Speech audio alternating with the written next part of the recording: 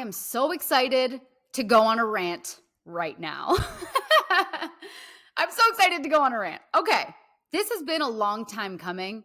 This episode is for you if you are someone who's always doing combos and just trying to learn what others have created, but you struggle with freestyle. All right. If you are a combo killer, if you are stuck in the combo hole, but freestyling absolutely terrifies you, this episode is for you. And I'm just going to let you know it's going to get a little bit spicy, but only because I love you, only for your best interest. Okay. I see way too many shufflers using combos as a crutch instead of a creative learning tool. Lately, I've trying to dig deep and really figure out what is my annoyance towards combo culture. Combo culture is so big in shuffling right now, and it's at an all-time high. And so is my annoyance, respectfully. And I've gotten super curious. I've actually been thinking why do I dislike combos? Or why do I think I dislike combos? And my students and I always joke about this. We love freestyle. We use combos strategically. And that's what really changed everything for me and what I'm going to bring to you and share with you today. It makes my heart sad when I see dancers killing it in choreo classes, doing great with combos, but then as soon as they go to a meetup or they go to a festival or they're just shuffling in general and they try to freestyle, they completely freeze up.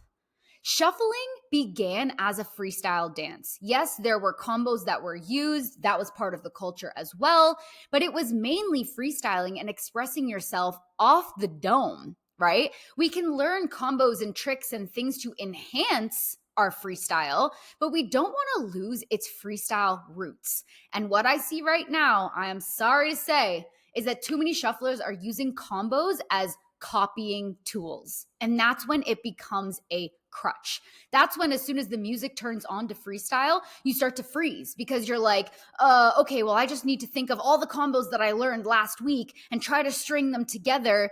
And now your freestyle is not a freestyle, number one, but it's also not your own. It's not from your own brain. It's not something that you have put together. It's not based on how the music is making you feel. It's just based off of memory, right? You're basically going to shuffle class and it's the same as history class. You're just memorizing things and spewing it back. Okay. I know that's a little harsh, but I love y'all and we need to make a change here. So my goal for you after this episode is to keep learning combos. I'm not saying stop learning combos. I actually think that they can be used as creative tools, and I'm going to explain exactly how and why.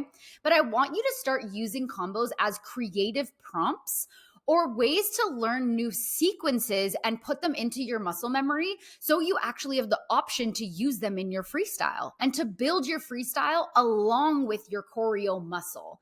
So many shufflers are on one side or the other, and that's totally fine.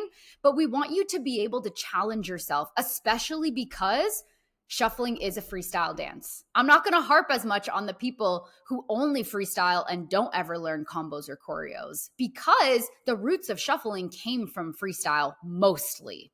Okay. I still think it's great to challenge yourself no matter which side that you're on. I think it's incredible. Both do such great things for your brain, but I don't want anyone to lose the power, the connection, the passion, the alchemy that comes from freestyling and being able to move based on what the music is telling you and how you feel in that moment without any predisposed moves floating around in your head dictating how you're going to move. Okay. This shit goes deep. It's not just that I'm mad at the tutorials that are half speed, that are just copy me, but don't actually teach you anything with combos, even though that does make me mad. But this goes deep. Okay. So here are two powerful ways that you can start making combos actually work for you and help you grow as a dancer and not a copier. All right.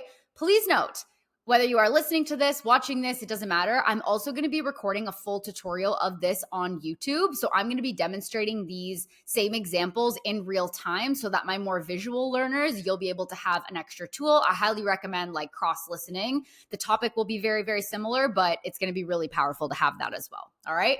So here is the first thing that I'm going to recommend to you to use combos as a tool. Number one, I want you to change your definition and your perspective of a combo. Right now, people are treating combos like, okay, I'm just going to put these 8 moves together, these 8 counts together, and then I'm going to teach them. And then the student is like, okay, I'm just going to learn these things, and then I'm going to memorize them, and then I'm going to have these combos to choose from. So literally, it's just like, I'm just going to copy you, and then I'm going to use this later. That's the overall mindset, okay? Instead, I want you to look at combos as sequences. I literally think if we just change the word combos to sequences, my system would be more relaxed. But for real, they are sequences to string moves together and find new patterns and ways of moving. I'm going to repeat that. A combo is just a sequence to string moves together and find new patterns and ways of moving. Here's an example. Someone might call this a combo, okay? A running man, a T-step, a Charleston, and a crisscross. Let's say 2 each, making a nice round 8-count combo. All right? You can call that a combo, sure, that's fine. Or we can look at it as a sequence that we've put together to intentionally train our transitions between those movements. So we're training how seamlessly we can move from the running man to the T-step. And then how seamlessly we can transition from the T-step into the Charleston. And then from there, from the Charleston, grounding down into the crisscross. Like we're working on the transition between the movements and making them flow seamlessly, and also to try new patterns. Because while you're out here memorizing combos just to try to copy them and regurgitate them later, I'm here looking at it like, okay, my running man then can connect to a T-step. I see a web building. My T-step then, an option to get out of that is now my Charleston.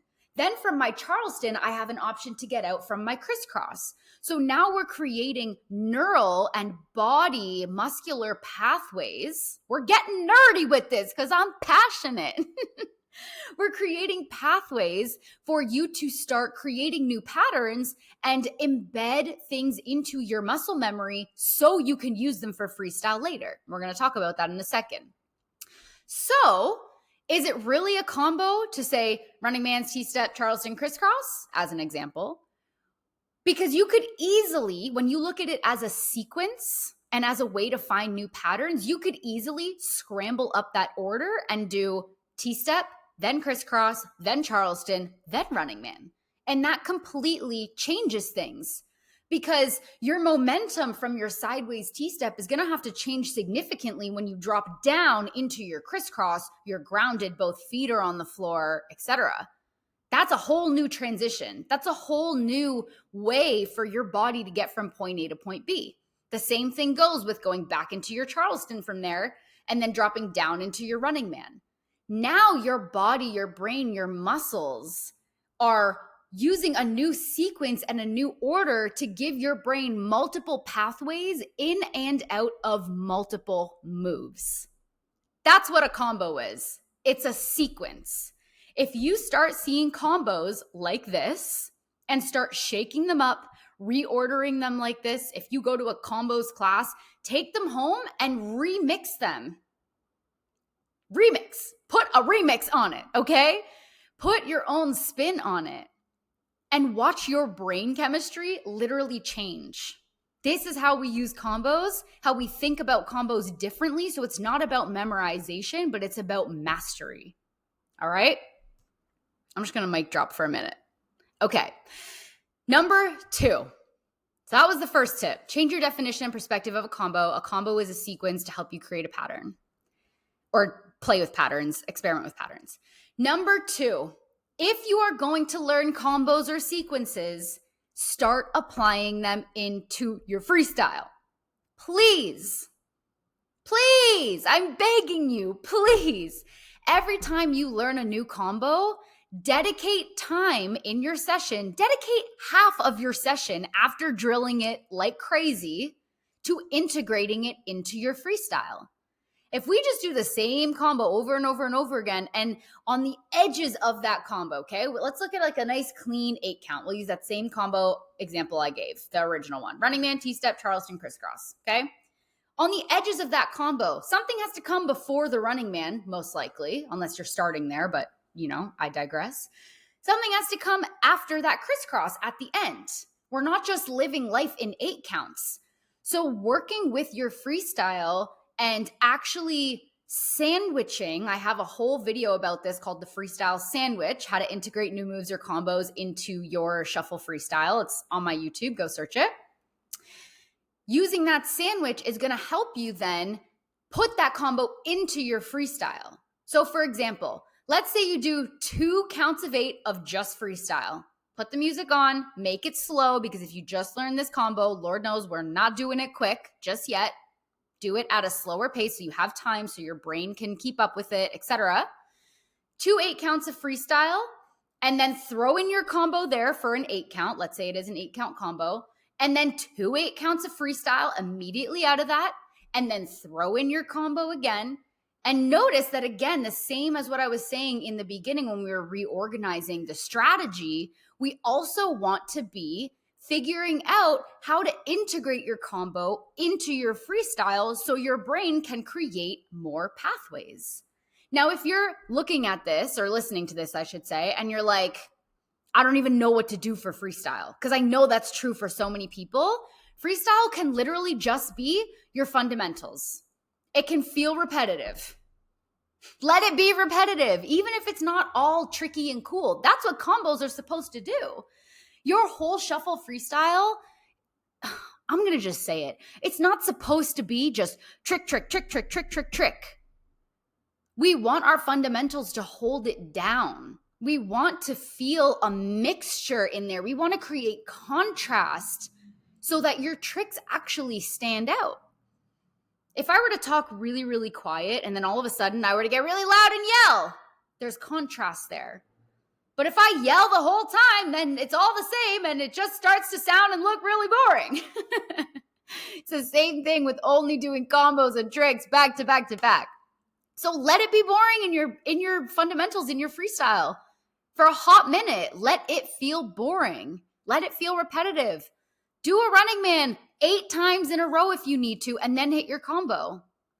But we need to start, or I should say, we need to stop being afraid of freestyling and only relying on our combos, because you're limiting yourself. You're limiting the way those combos can actually start to come together. You're limiting the expressiveness and creativity in your shuffling, okay?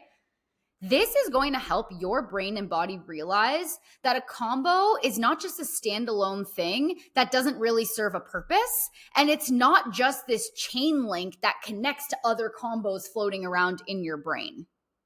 I once had a student, I will never forget this, at one of my retreats, say like, this is what she said, I've learned so many combos, and freestyling is so difficult because all I'm thinking in my head is, okay, what combo do I do next? And she was explaining how she felt so scrambled. She also felt like nothing was hers. She felt like she wasn't expressing herself. She was copying what Barbara taught her on Friday, what Billy taught her on Saturday, what Johnny taught her last year, instead of feeling like a dancer, instead of feeling like an artist. She felt like a copy and paste of everyone else. So let me tell you, we switched that, we changed that up real quick, right? So this gives your body options. It helps you think on the spot. Freestyling is so powerful. It trains your fast action. And ultimately, it also lets you do the cool combos that you like. But we're looking at it in a completely different way. All right? My final thoughts here. I'm not anti-combos. I really thought I was, but I'm not anti-combos. I'm anti-copying. I'm anti-not thinking for yourself, but I am definitely pro-sequences, pro-using the tools that I'm saying here today, and ultimately I am pro-being resourceful and unique with all of the elements that we have in shuffle dance. We have freestyle, we have combos, we have choreo, we have ciphers. We have so many things. play around with all of them. Don't limit yourself. Don't feel like it's only one thing or the other. And I know that it can be scary to dive into something that feels unfamiliar to you, but whatever you're comfortable with right now once felt unfamiliar. So give yourself the benefit of the doubt. Know that you can do it. Embrace a beginner's mindset, and literally everything will change for you. All right? I'm leaving it at that today. Just so you know, even though I've sounded like a combo hater for the last couple years, I have combos in every single one of my courses. So just know you're going to learn not only combos, yes, there's choreo in there as well, because I think both are great tools when you look at them and use them differently, but you're also going to become a really, really powerful freestyler. Whether you're doing my Footwork Blueprint beginners course or my fundamentals course, as I should call it, because it's not just for beginners. You're going to learn how to string together those movements if you've never done shuffling before. But you're also going to learn how to strengthen them so much and start thinking for yourself as a freestyle dancer. My other courses do the same, shuffle shred on demand, one-to-one lessons, we can work with it together. There are so many options for you, and I really, really want to see you start using combos as a creative tool instead of a crutch. I'm going to leave it there. I hope you have a great day. Let me know your thoughts on this. I'll see you in the next one.